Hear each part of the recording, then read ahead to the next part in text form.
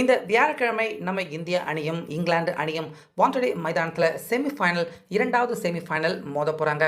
So இந்த செமிஃபைனலில் நம்ம இந்திய அணிக்கு ஒன்று கிடையாது, ரெண்டு கிடையாது, கிட்டத்தட்ட 5 நல்ல விஷயங்கள், 5 மிகப்பெரிய குட் நியூஸ் நம்ம இந்திய அணிக்கு தானாகவே கூடி வந்திருக்கு.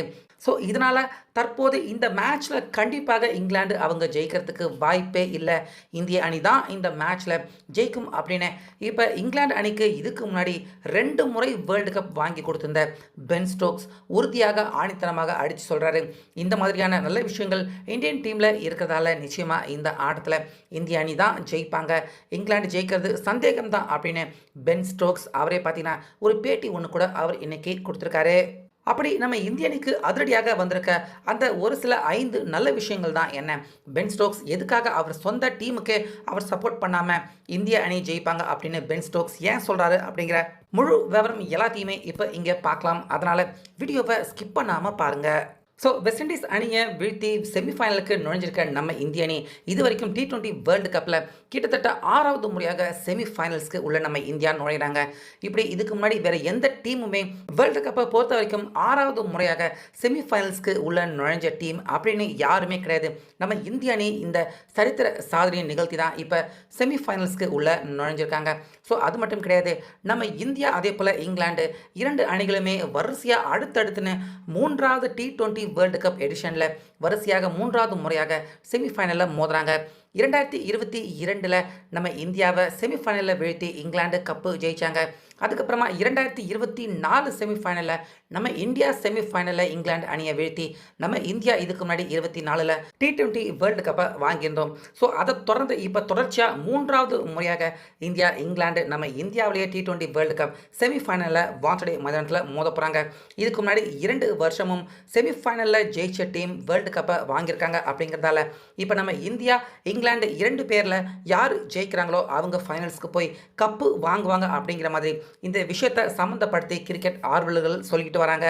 அது மட்டும் கிடையாது, கடந்த முதலாவது T20 எடிஷனில் இருந்து இப்போ வரைக்கும் T20 வேர்ல்டு கப்பை நடத்தின எந்த ஒரு டீம் அந்த டீம் இது வரைக்கும் T20 வேர்ல்டு கப்பை வாங்கினதே கிடையாது.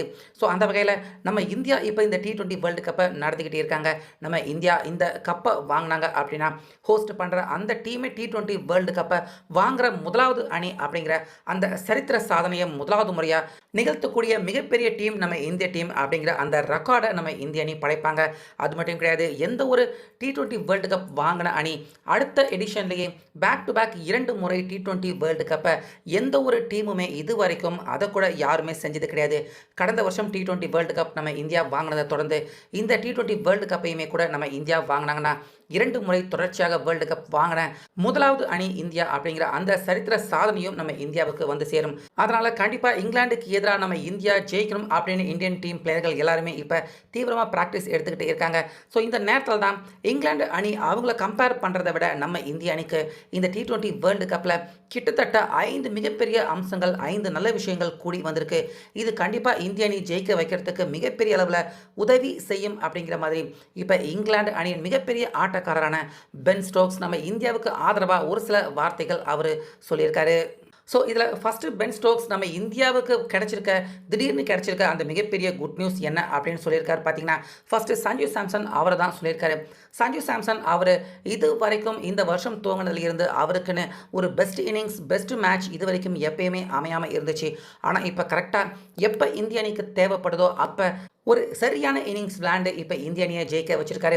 செமிஃபைனலுக்கு முன்னாடி இப்போ சஞ்சு சாம்சன் அவர் திடீர்னு இந்த அளவுக்கு ஒரு மிகப்பெரிய ஒத்த கையில் இந்தியன் டீமை இழுத்துட்டு போய் ஜெயிக்க வைக்கிறது அப்படிங்கிறது ரொம்ப பெரிய விஷயம்.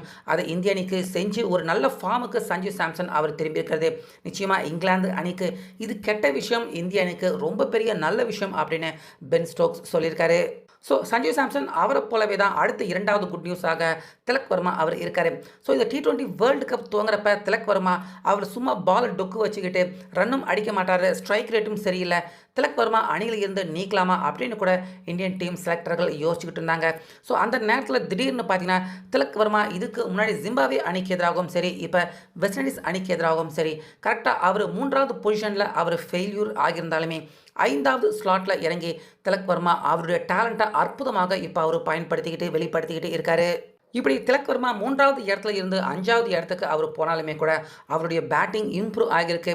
குறிப்பா அவர் லோ ஆர்டர் பேட்ஸ்மேனாக இறங்கி கடைசி நேரத்தில அதிரடியாக விளையாண்டு இந்திய அணிய ரன் சேசிங்காக இருக்கட்டும், அதேபோல ஃபர்ஸ்ட் பேட்டிங்காக இருக்கட்டும், 2லயுமே இந்திய அணிக்கு ரன்ன வேகமா உயர்த்தி குடுக்கக்கூடிய ஒரு பிளேயராக முக்கியமான கட்டத்தில திலக் வர்மா அவர் இருக்காரு.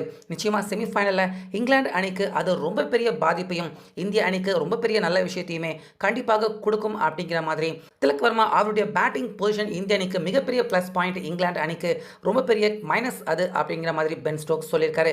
அடுத்து 3வதான மிகப்பெரிய நல்ல விஷயம் நம்ம தமிழக பிளேயர் வருண் சக்கரவர்த்தி. வருண் சக்கரவர்த்தி என்னடா இது இப்போ அவர் ஃபார்ம்ல கிடையாது. கடைசி 3 ஆட்டங்களாக பார்த்தீங்கன்னா 4 ஓவருக்கு 40க்கும் அதிகமான ரன் கொடுத்துருக்காரு. ஒரே ஒரு விக்கெட்டை தான் வருண் எடுத்திருக்காரு. இப்படி மோசமான ஃபார்ம்ல இருக்கிற வருண் சக்கரவர்த்தி எப்படி இங்கிலாந்து அணிக்கு எதிராக வருண் சக்கரவர்த்தி ஒரு முக்கியமான பிளேயராக இருக்க முடியும் அப்படின்னு எல்லாருமே யோசிக்கலாம். ஆனால் அங்கே தான் பார்த்தீங்கன்னா முக்கியமான ஒரு விஷயம் வருண் சக்கரவர்த்தி அவருக்கு சாதகமாக இருக்கு.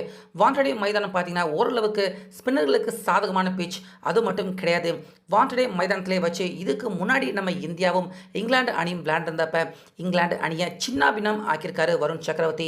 ஒத்த கையாலேயே இங்கிலாந்து அணியை சீக்கிரமா அவுட் பண்ணக்கூடிய ஒரு பிளேயராக, அதாவது இங்கிலாந்து பிளேயர்கள் எல்லாருமே வருண் சக்கரவர்த்தி அவரை பார்த்து பயப்படுற மாதிரியான, முக்கியமாக ஹாரி ப்ரூக் கேப்டன் அவரை பார்த்து வருண் அவரை பார்த்து பயப்படுற மாதிரியான சிறப்பான பந்து வீச்சு வருண் சக்கரவர்த்தி இதுக்கு முன்னாடி பந்து வீசி இங்கிலாந்து அணியை பயங்கரமாக மிரள விட்டுருக்காரு. வருண் சக்கரவர்த்தி அவர் ஃபார்மில் இல்லைனா கூட இங்கிலாந்து அணிக்கு எதிராக நிச்சயமாக வருண் சிறப்பான போலிங் வெளிப்படுத்த வாய்ப்பு இருக்கு. இது நிச்சயமா இந்திய அணிக்கு பிளஸ் பாயிண்ட், இங்கிலாந்து அணிக்கு மைனஸ் தான் அப்படின்னு பென் ஸ்டோக்ஸ் சொல்றாரு. அப்புறம் 4வது மிகப்பெரிய குட் நியூஸ் என்ன அப்படின்னு பார்த்தீங்கன்னா, இந்த மேட்சை பொறுத்த வரைக்கும் கண்டிப்பாக இந்த ஆட்டத்தில் மழை பெய்து ஆட்டத்தை குறுக்கிடுறதுக்கான வாய்ப்பு இல்லை அப்படிங்கிறது தான் இந்திய அணிக்கு நல்ல செய்தி. ஏன்னா இதுக்கு முன்னாடி எல்லாம் நம்ம இந்தியா செமிஃபைனல் விளையாட வர்றப்பெல்லாம் மழை பெய்து நம்ம இந்திய அணியின் வெற்றியின் வாய்ப்பை மழை பறிச்சிருக்கு. குறிப்பாக ரிசர்வ் டே அப்படின்னு ஒன்று இருந்தாலுமே கூட, ரிசர்வ் டேலையுமே கூட ஒருவேளை மழை பெஞ்சுது அப்படின்னா இங்கிலாந்து நம்ம இந்தியாவை விட அவங்க ரன் ரேட் அதிகமாக இருக்காங்க. அதனால் இங்கிலாந்து அவங்க ஃபைனலுக்கு போக வாய்ப்பு இருக்குது ரிசர்வ் டேலையுமே கூட மழை பெஞ்சா. ஆனால் மழை பெய்யறதுக்கான வாய்ப்பே சுத்தமாக இல்லை அப்படிங்கிறது நிச்சயமாக இது இந்திய அணிக்கு நல்ல செய்தி தான். அதே போல் இங்கிலாந்துக்கு இது கெட்ட செய்தி தான் அப்படிங்கிற மாதிரி பென் ஸ்டோக்ஸ் சொல்லியிருக்காரு. அப்புறம் கடைசியான மிக முக்கியமான 5வது நல்ல குட் நியூஸ் இந்திய அணிக்கு என்னவாக இருக்குது அப்படின்னு பார்த்தீங்கன்னா, இந்த செமிஃபைனல் மேட்சை விளையாட போகிற இந்த வாண்டடே மைதானம் தான் அப்படின்னு பென் ஸ்டோக்ஸ் சொல்லியிருக்காரு.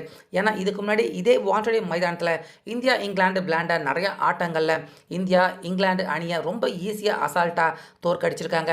குறிப்பாக இதுக்கு முன்னாடி இங்கிலாந்து இந்தியா இதே வாண்டடே மைதானத்தில் இதுக்கு முன்னாடி விளையாடுறப்ப வாண்டடே மைதானம் எப்பயுமே ரன் சேசிங் பண்ணுற டீம் தான் ஜெயிப்பாங்க அப்படிங்கிற அந்த ரெக்கார்டை கொண்ட மைதானம் தான் வாண்டடே மைதானம்.